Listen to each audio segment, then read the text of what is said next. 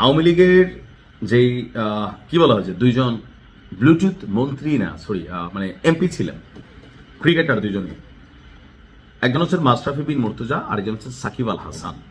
তো এই দুইজন আওয়ামী লীগের রাজনীতি করার কারণেই কিন্তু আসলে অনেকগুলো বাটে পড়ে গেছে।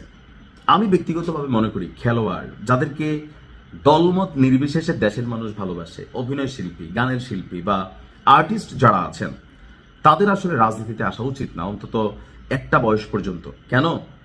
এই মাশরাফিরে বাংলাদেশের কে না ভালোবাসছে, এই সাকিব আল হাসানকে কেই না ভালোবাসছে, কিন্তু যখন তারা এমপি নির্বাচনে গেল তখন পলিটিক্যাল পয়েন্ট অফ ভিউতে মাশরাফি এবং সাকিবকে অপছন্দ করা শুরু করলো। ব্যারিস্টার সুমনকে অনেকে ভালোবাসতো, কিন্তু যখন তিনি আওয়ামী লীগের কানেক্ট হয়ে গেলেন তখন তার প্রতি পলিটিক্যাল পয়েন্ট অফ ভিউতে মামলা হলো, আসামি হলো। বাট ব্যারিস্টার সুমন কিন্তু ভালো মানুষ, এটা আপনিও জানেন, তাই না? এখন আজকে আমাদের যে মন্ত্রী হিসাবে, প্রতিমন্ত্রী হিসাবে যারা শপথ নিয়েছেন, আমাদের যিনি যুব এবং ক্রীড়া প্রতিমন্ত্রী, তো শপথ নিয়েছেন, এরপর তিনি এক ঘোষণা দিয়েছেন, যেই ঘোষণায় সাকিব আল হাসান এবং মাশরাফি বিন মুর্তজা সম্মানের সহিত তারা আবারও দেশের ক্রিকেট আঙ্গনে ফিরতে যাচ্ছে। আর এই তথ্য আমরা কোথা থেকে বললাম? আমাদের আমিনুল হক, যিনি যুব এবং ক্রীড়া প্রতিমন্ত্রী হিসাবে বিএনপির পক্ষ থেকে আপনি কি বলা হচ্ছে তিনি শপথ নিয়েছেন।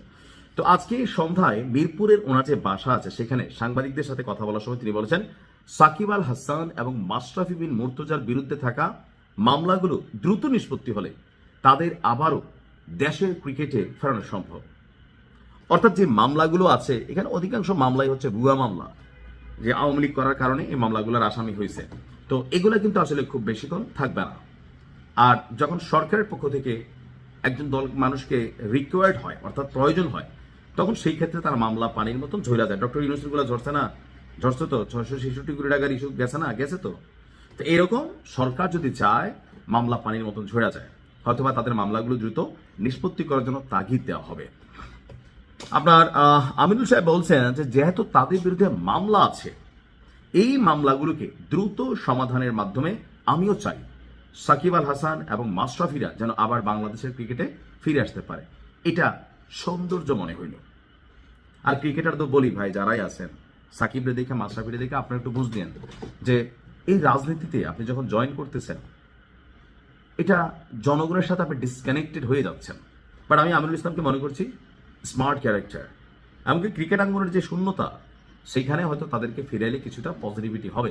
তবে মাশরাফি তো ক্রিকেট খেলা ছাইরা দিচ্ছে, বাট বোর্ডে যেহেতু একজন সফল অধিনায়ক ছিলেন, Shakib Al Hasan allrounder, so cricket আঙ্গনে তাদের ভূমিকা কিন্তু এখানে একটা কাজ করে যাবে।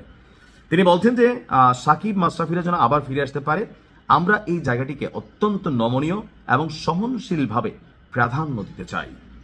তাদের দেশে ফেরার ব্যবসায়ী তিনি বলছেন যে আমরা চাই যে মামলাগুলো আছে সেগুলো রাষ্ট্রীয়ভাবে সিদ্ধান্ত গ্রহণের মাধ্যমে যেন বাংলাদেশে দ্রুত ফিরে আসতে পারে, সেই ব্যবস্থার জন্য তারা আশাবাদী। অর্থাৎ রাষ্ট্র যদি চায় এই মামলা পানির মতন ফুস হয়ে যাবে।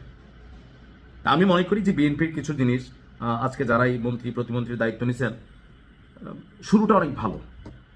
এখন সামনে অনেক দিন পড়ে আছে, মানুষ পরিবর্তন চাচ্ছে, মানুষের পালস বুঝতে হবে, ভাইব বুঝতে হবে, আমরা যারা জনগণ আছি তাদেরও ধৈর্য থাকতে হবে, সবকিছু মিলিয়ে একটা রাষ্ট্র পরিচালিত হবে।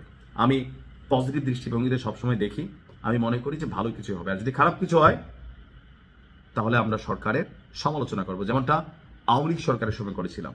আমরা আশা করি আমাদের বাক স্বাধীনতার স্পেস থাকবে, যেন আমরা আগের মতন ঝামেলা না পড়ি। ভালো থাকুন, আসসালামু আলাইকুম।